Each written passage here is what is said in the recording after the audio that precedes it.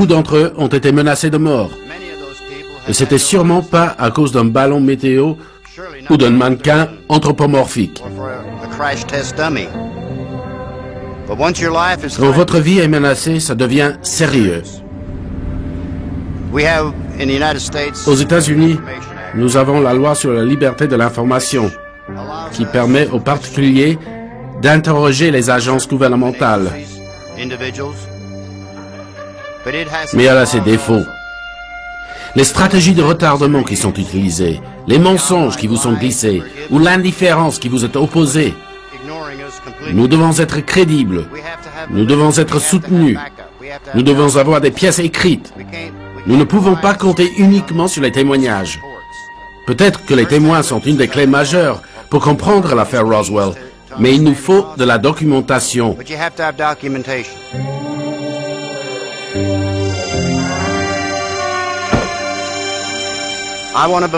Je veux croire.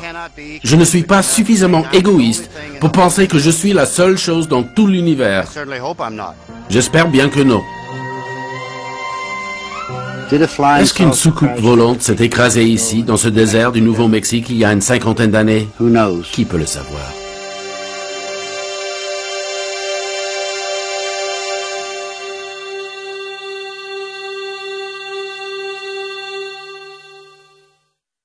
Alex a eu la même réaction d'incrédulité que j'ai eue moi-même.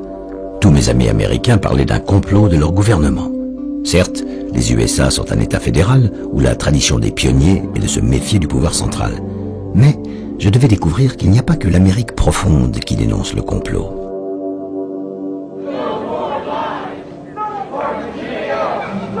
En 1990, le Congrès s'intéresse à nouveau à la manière dont l'Air Force traite le problème OVNI. Soutenu par le public, le sénateur Stephen Schiff crée une commission d'enquête sur l'affaire Roswell au sein du GAO, l'organisme qui contrôle l'utilisation de l'argent public. Mais l'Air Force prétend que les archives ont disparu. Get the complete runaround by the Defense Department to be referred to an agency that's supposed to have the documents and they don't have the documents is something I've just never experienced before. Et alors que le sénateur n'a pas terminé son enquête, l'Air Force publie un nouveau rapport portant la mention « Affaire classée ». Une provocation. I think the Department of Defense is acting like there's a cover-up, even if in fact there is no cover-up. Et puis, en 1995, c'est le scandale de l'autopsie de Roswell. Un scandale parce qu'on a dit que ce film était une escroquerie. Mais personne n'a prouvé l'escroquerie. On a simplement cru sur parole d'honnêtes citoyens qui ont miraculeusement retrouvé un autre film qui montrait la fabrication du mannequin. La seule vérité dans cette affaire, c'est son double impact. Elle a habitué le public à l'idée extraterrestre et elle a ridiculisé l'enquête du sénateur Schiff.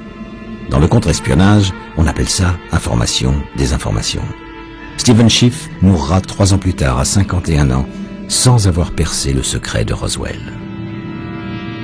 Mais un autre sénateur a voulu savoir si les extraterrestres de Roswell avaient été entreposés à Wright Field en 1947. Quand il était président de la commission du renseignement, Barry Goldwater a interrogé le général Ramey, l'organisateur de la mise en scène du ballon météo. I've never heard him get mad, but he got madder than hell at me, cussed me out, said don't ever ask me that question again. Et il y a encore des astronautes pour dénoncer le complot. L'un d'entre eux rejoint le point de vue de tous ceux qui imaginent que le secret est caché dans le désert du Nevada, au cœur de la mystérieuse base 51, celle qui fait rêver tous les espions, les ufologues et les cinéastes de la planète. Edgar Mitchell représente un courant ufologique qui pense que la technologie extraterrestre est déjà sur Terre, mais utilisée par des humains après la capture d'un ovni ou d'une négociation avec les extraterrestres. Many of the sightings that people around the world are making now are not due to alien technology, to aliens, but to humans using an alien technology. There is reason to believe that some technology has been utilized by perhaps government and military people. On the other hand, our current government and military is totally naive about this. In other words, it's been separated away from government. And that's very alarming. Gordon Cooper n'est pas en reste, le célèbre Gordo du programme Mercury. Gordo a été personnellement confronté au problème OVNI et, par un ami pilote basé à Roswell en 1947, il sait que toute l'affaire cache quelque chose. Gordo a lui aussi tenté de mobiliser l'ONU et il continue son combat aujourd'hui. Gordo a repris le flambeau de la vérité que Allen Hynek a porté toute sa vie. C'est en 1986 que le bon docteur Hynek est mort, emportant son secret dans la tombe.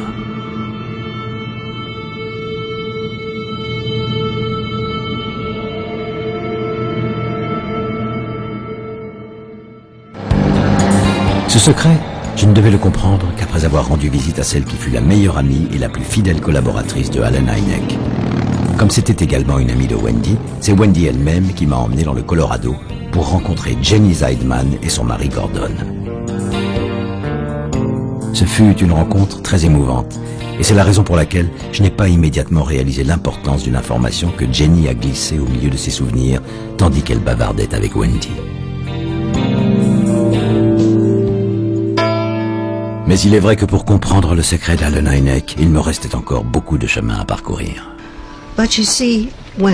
Mais tu vois, Wendy, à l'époque où le projet Blue Book n'existait plus, après quoi, 20 ou 21 années, je pense que l'Air Force en était arrivé à haïr Allen Hynek, et que Allen Hynek en était arrivé à haïr l'Air Force.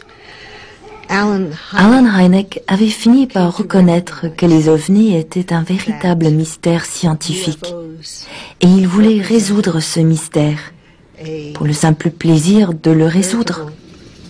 Scientific mystery. And he wanted to solve this mystery for the joy to solve the mystery. The Air Force wanted him. L'Air Force lui demandait de donner des explications simples au cas d'OVNI qu'elle lui fournissait. That they provided. And they provided. Mais elle fournissait ce qu'elle voulait.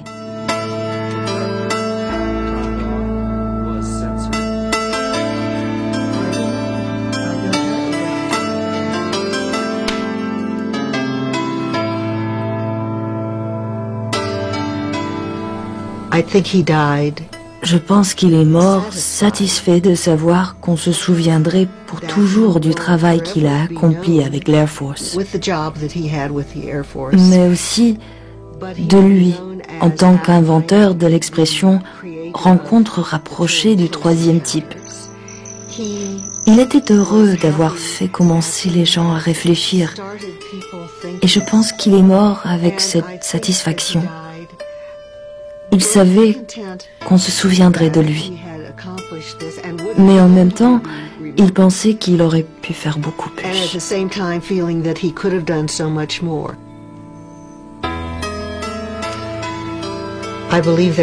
Je crois qu'il y a un complot de l'Air Force et du gouvernement vis-à-vis de l'information de l'opinion publique. Pourquoi ce complot? Est-ce parce que le gouvernement, qui est le père du peuple, pense en tant que père que l'enfant n'est pas assez adulte pour connaître la vérité? Mais il y a une autre possibilité. Peut-être le gouvernement est-il aussi perplexe que n'importe qui à ce sujet, et il ne veut pas que le public sache qu'il est tout aussi ignorant que lui. Everyone else is, and they do not want the public to know that they are also ignorant of the true facts. I will tell you that a month before Je vais te dire qu'un mois avant sa mort, il m'a fait venir dans sa maison de Scottsdale pour un adieu. We both knew it was a goodbye. Nous savions tous les deux que c'était un adieu. And he said to me, et il m'a dit, do you think vous pensez que c'est tout ce qu'il y a? This is all there is? What he meant was, ce qu'il voulait dire, c'était, is there an afterlife? y a-t-il un au-delà? Qu'est-ce qu'il y a après la vie? Pensez-vous que c'est tout ce qu'il y a? Et je lui ai dit, je ne sais pas. Nous nous sommes tenus la main un instant. Et c'est la dernière fois que j'ai vu Allen Hynek.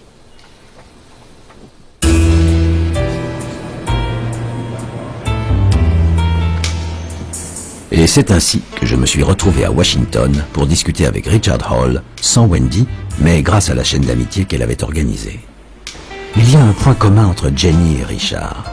Richard fut le meilleur ami et le plus fidèle collaborateur du commandant Keyhoe, l'autre monstre sacré de l'ufologie avec le docteur Hynek. D'ailleurs, le destin ne fait jamais rien par hasard, puisque Donald Keyhoe et Allen Hynek sont devenus amis après avoir été adversaires dans leur quête commune de la vérité. Aujourd'hui, Richard est lui-même devenu une légende vivante parce qu'il est l'héritier des deux hommes. Quand je l'ai rencontré, il m'a dit « Afin que 20 ans de sueur, de larmes et de sang ne soient pas perdus, j'ai fondé le FUFOR, qui a récupéré toutes les archives du NICAP de Keyhoe et du CUFOS de Hynek. Et un jour, nous finirons bien par savoir la vérité. »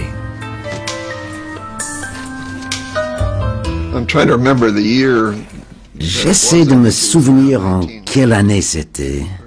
Je pense que c'était en 58 ou 59.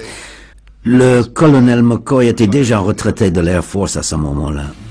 If they are humanoid, there can be humanoids picked out, since the range of size, shape, and color on this planet covers almost the entire spectrum, that it almost dictates the fact that there would be, let's say, agents of the space people, wherever they come from, living among us at the present time and having been here over the last 100 years.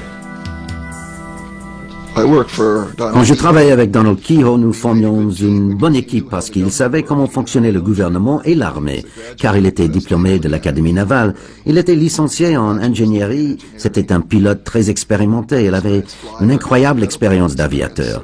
Je pense que le commandant Keyhoe a fini par conclure que c'était le CIA qui était derrière le secret visant les ovnis. En fin de compte, la raison pour laquelle ni le CIA, ni quiconque au gouvernement, ni même les médias ne sont capables d'aborder le sujet, c'est qu'il est trop complexe, trop difficile à comprendre. Les implications sont tellement vastes qu'il est beaucoup plus facile de dire « bon, c'est pas vrai ». Je pense que la vérité sur Roswell finira par être connue, mais j'aimerais préciser que cela n'a aucune importance. Mais admettons qu'on se soit trompé et qu'il s'agisse d'un test secret de notre part. Ça n'explique toujours pas les 50 dernières années d'observation d'OVNI. Ça n'explique rien du tout. On a des engins qui volent dans tous les sens, qui laissent toutes sortes de traces physiques et qui ont la même forme partout dans le monde. Alors, qu'est-ce que c'est ?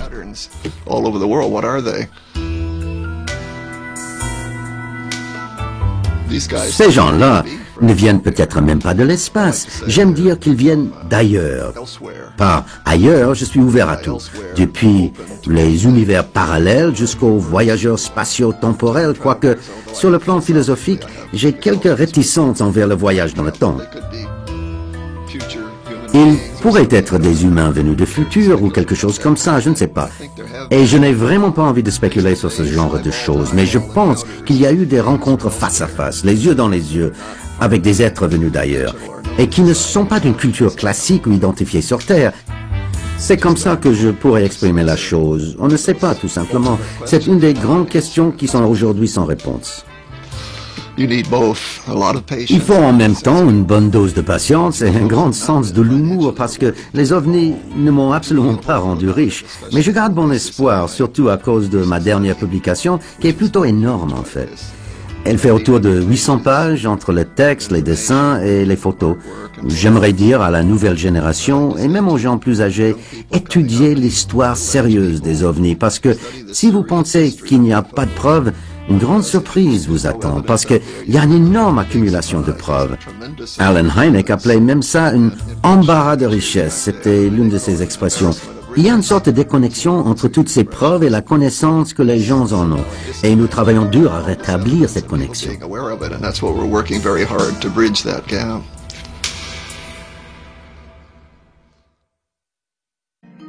Alex était impatient de savoir si Richard Hall et Allen Hynek avaient découvert le même secret.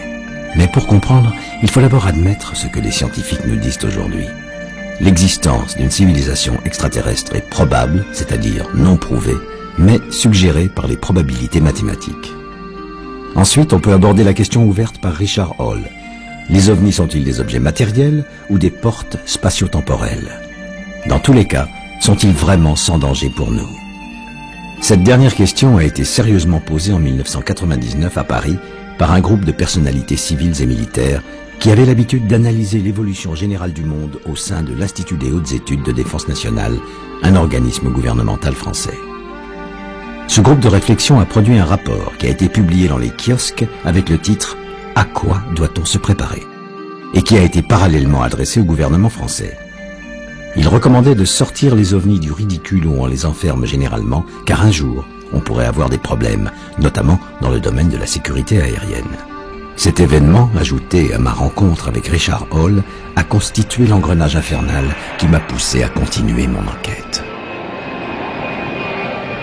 First of all, the objects are not unidentified. We know what they are. Second, in most cases, they're not flying. And finally, in many cases, they are not even material objects. Donald Menzel incarnait une approche qui consiste à ramener l'ensemble du phénomène à des illusions de la nature, comme l'aurore boréale, ou à des illusions humaines, comme les rentrées atmosphériques, les ballons stratosphériques et les avions secrets de toutes sortes. Bien entendu, sans oublier les vrais canulars, comme certains films ufologiques qui prétendent montrer une authentique soucoupe volante vénusienne. Donald Menzel s'attaquait aux ovnis en scientifique, ce que ne sont pas les sociologues, qui se contentent du fantasme pour tout expliquer. Le grand psychologue Carl Jung proposait quant à lui une explication poétique, affirmant que les soucoupes volantes sont la projection d'un mandala, le disque symbolique de la plénitude. Mais le problème est ailleurs, puisqu'on voyait déjà des ovnis au XVIIe siècle et que les pilotes d'aujourd'hui continuent à en voir. Allen Hynek disait qu'il faut toujours chercher le signal au milieu du bruit. Traduit chez les aviateurs qui voient des ovnis, cela veut dire qu'au milieu des témoignages visuels, il faut chercher ce qui est confirmé par un signal radar. J'ai évoqué cet aspect du problème avec 3 moustachus, c'est-à-dire 3 vétérans chevronnés.